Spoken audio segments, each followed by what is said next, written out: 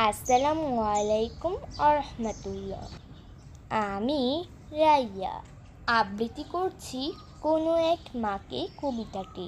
লিখেছেন আবু জাফর ওবায়দুল্লাহ। কুমড়ো ফুলে ফুলে নুয়ে পড়েছে লতাটা, সজনে ডাঁটায় ভরে গেছে গাছটা।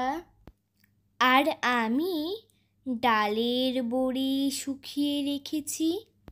খোকা, তুই কবে আসবি, কবে ছুটি? চিঠিটা তার পকেটে ছিল, ছেঁড়া আর রক্তে ভেজা। মা গো, ওরা বলে সবার কথা কেড়ে নেবে, তোমার কোলে শুয়ে গল্প শুনতে দেবে না। বলো মা, তাই কি হয়? তাই তো আমার দেরি হচ্ছে। তোমার জন্য কথার ঝুড়ি নিয়ে তবেই না বাড়ি ফিরব।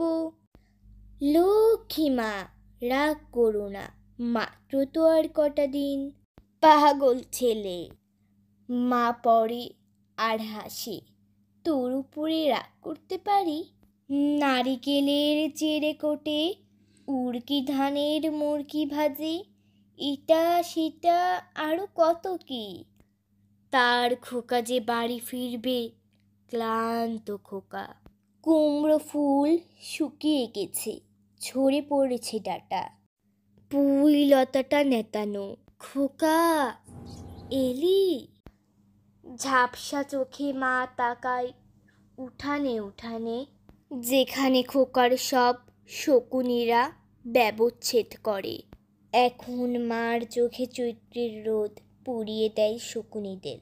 তারপর দাওয়ায় বসে মা আবার ধান ভানে, বিন্নি ধানের খই ভাজে।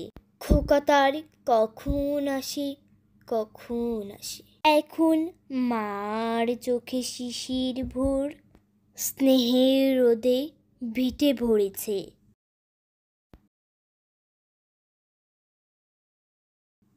ধন্যবাদ। আসসালামু আলাইকুম রহমতুল্লাহ।